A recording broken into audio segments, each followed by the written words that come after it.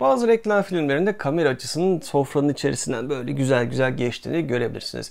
Yemekler kocaman kocaman gözükür, sofralar dolu dolu gözükür vesaire. Bunları yaptığımız lensler genelde makro lensler oluyor. Ancak büyük makro lensleri bu gibi dar alanlara yerleştirmek oldukça zor olduğundan karşımıza prop lensler çıkıyor. Bu videomuzda reklam, sinema ya da herhangi bir profesyonel kullanım için tasarlanmış özel bir lens olan Desiofilm X-Track 18-28T8 makro FF lensini tüm detaylarıyla inceler olacağız. Bu arada her ne kadar böyle boynu bükük dursa da aslında 360 derece gövdeden dönebiliyor. Hatta şu an kadraja sığmadı. Şöyle tekrar indirelim. Sadece bu kadar da değil, diğer kısımda yine 360 derece dönebiliyor. Bu arkadaş periskop olarak geçiyor. Neden periskop olarak geçiyor? Böyle yaptığımda sanırım anlayacaksınız. Farklı versiyonları var, farklı satış paketleri var. Bu videoda tüm bunlara değiniyor olacağız. O zaman daha fazla beklemeden hemen incelemesine başlayalım.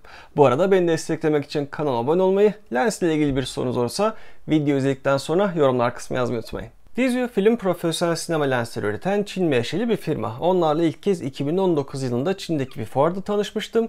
Çok küçük bir firmaydılar ama şu an anamorfik, zoom, makro, prop ve prime lens üreten oldukça büyük bir şirket. Videonun başında da söylediğim gibi prop lensler genelde yemek çekimlerinde, kameraların ulaşması zor olan makro çekimlerde, reklam çekimlerinde ve hatta özellikle içecek reklamlarında çok fazla kullanılan bir lens türü. Ülkemizde de son derece popülerler. İnceleyeceğimiz X-Track 18-28T8 FF makro zoom lens markanın prop lensi olarak lanse ediliyor. Ayrıca X-Track lensler kendi içerisinde 0 derece, 90 derece ve 360 periskop olarak ayrılıyor.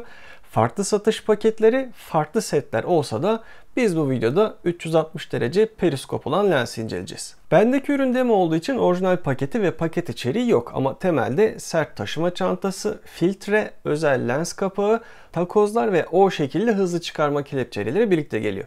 İsterseniz 15 mm'lik rayı haricen alarak fokus zoom motoru için bir alanda oluşturabilirsiniz. O şekilde hızlı çıkarma kelepçelerinden küçük olanı ön, büyük olanı arka kısma takabilirsiniz. Böylece aksesuarlar için daha çok alana sahip olabilirsiniz.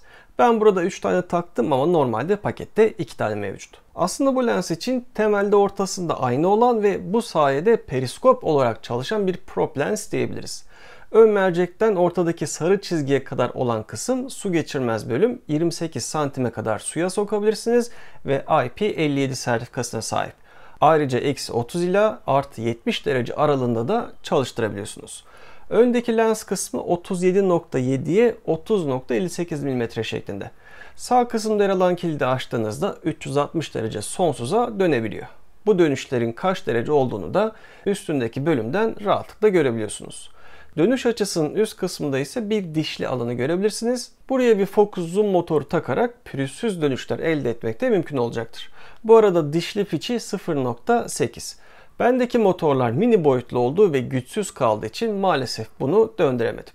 Burada önemli olan bir konu var. Bu alandan döndürme yaptığınızda yatay olarak çevresel bir görüş elde edebileceğinizi düşünmeyin. Bir aynadan kırılarak görüntü gittiği için 90 ve 270 derecelere geldiğinizde görüntü haliyle yan dönüyor. Bu da aklınızda bulunsun. Aynanın olduğu kısım çevresindeki kilit açıldığında yerinden çıkabiliyor. Örneğin bunun gibi bir satış paketi alırsanız lensi kameradan çıkarmadan sadece ön kısmını çıkararak hem 360 hem 90 hem de 0 dereceli prop lense sahip olmuş olursunuz.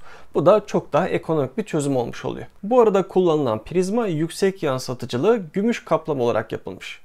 Lens üzerinde bir Y breket takılı olarak geliyor. Bunu buradan çıkararak lensin 3 farklı yerine takabiliyorsunuz. Burası temelde focus zoom motorunun ray kısmının montaj alanı. Ama tabii ki 1/4 inçlik yuva olduğu için dilediğiniz herhangi bir şeyi bu alana monte edebilirsiniz. Önden arkaya doğru devam edelim. Ön kısımda sonsuzdan 6 mm'ye kadar dönebilen bir fokus halkası var. Buradan da 6 mm minimum netleme mesafesi olduğunu anlayabilirsiniz. Lens elbette manuel yapıda. Fokus motoru için dişliler de mevcut. Altındaki halka ise zoom halkası. 18 mm'den 28 mm'ye kadar zoom aralığı mevcut. Bu arada 2.1x'te büyütme oranı var. Dolly zoom gibi efektler yapacaksanız yine dişlileri de kullanabilirsiniz. Bir diğer halkada diyafram T8'den T45'e kadar ayarlamak mümkün. T8'den başlaması ışığın az olduğu ortamlarda sorun yaşayabileceğiniz anlamına geliyor. Ama genelde bu tip lensler stüdyo ortamında kullanıldığı için ışıklandırma konusunda zaten yeteri kadar ekipmanınız vardır diye düşünüyorum. Bu arada diyafram 10 bucaklı bir yapıya sahip. Son kısım ise lensi kamerayı çevirmeden 360 derece sonsuza döndürebileceğiniz bir alan. Burada öncelikle bir kilit mekanizması var. Bunu açtığınızda artık lens bayonetten bağımsız olarak dönebiliyor. Burada amaç hem açı geçişlerinde basitlik hem de farklı çekim tekniklerini uygulayabilmek olarak söylenebilir. Bu arada periskop olan lens 20 grupta 27 elemandan oluşuyor. İçerisinde HRI ve ED lensler barındırıyor. Ölçüleri 161'e 302 mm şeklinde, gövde yapısı tamamen alüminyumdan ve ağırlığı 1141 gram. Bayonet olarak sadece PL seçeneği var. Flanş mesafesi ise 52 mm. Paketten çıkan farklı kalınlıktaki takozları arka koruyucu kısmı çıkarıp sonrasında vidalarını paketteki alyanla çıkardığınızda bu kısma monte edebiliyorsunuz. Böylece derinliğini ya da kalınlığını ya da çıkıntısını dilediğiniz gibi ayarlayabiliyorsunuz. Artık siz burayı nasıl adlandırmak isterseniz. Lens her ne kadar PL olsa da Octopus adında güzeller güzeli bir çevirici haricen satın alarak kullanabiliyorsunuz. Burada PL to L, PL to E, PL to RF, PL to DX, PL to X seçenekleriyle pek çok marka kamerayla de kullanabiliyorsunuz. Ben Sony kullandığım için PL to E adaptörünü aldım. Bu adaptör alüminyum alaşımlı ve ağırlığı 390 gram civarında. Çevirerek oturan PL mekanizmasıyla hızlı bir şekilde kameraya monte edebiliyorsunuz. Ayrıca alt kısmına bir de tripod bağlantısı için 1/4 inçlik vida yuvası mevcut. Gelelim bu ilginç lensle yapabileceğimiz ilginç şeylere. Ben daha çok size örnek oluşturabilmesi adına bazı çekimler yaptım. Burada sinematik çekimler vesaire aramayın. Hatta sizin yaratıcılığınıza bağlı olarak her alanda da kullanabileceğinizi unutmayın. Çekimler sırasında slider olarak yeni Zenfone Micro 4E1000 çift mesafeli slider'ı kullanacağım. Bunu tercih etmemin sebebi güçlü ve yüksek ağırlıkları taşıyabiliyor olması. Slider'ın incelemesine de daha sonra kanalımdan ulaşabilirsiniz. Burada neredeyse yere sürtecek kadar lensi yakınlaştırdım. Yere doğru da bir açı verdim ki karşıdan ziyade yeri göstersin. Özellikle düz bir zemini ya da objeyi çekmek istediğinizde veya bir belgeselde karıncaların veya böceklerin hareketlerini çekmek istediğinizde son derece iyi olacağını göstermek istedim. Tabii ki Allah'tan bende börtü böcek olmadığı için sadece parkelerin desenlerini çekmiş oldum. En çok yapılan şey ise objeler arasında geçiş. Burada ben yeşil bir zemin kullandım. İsterseniz daha iyi bir zemin kullanarak keyleyip arka planı bir mekana da dönüştürebilirsiniz. Özellikle makro bir set yaratıp içerisinde gezinerek gerçekçi içerikler çıkarabilirsiniz. Bir markanız varsa ve o markayı anlatan objelerden sonra bir metin veya marka logosu göstermek istediğinizde yine sonuçlar oldukça güzel olacaktır. Ayrıca buradan da mesela masanın genel görünümüne geçiş yapabilirsiniz, oyuncuya geçiş yapabilirsiniz vesaire.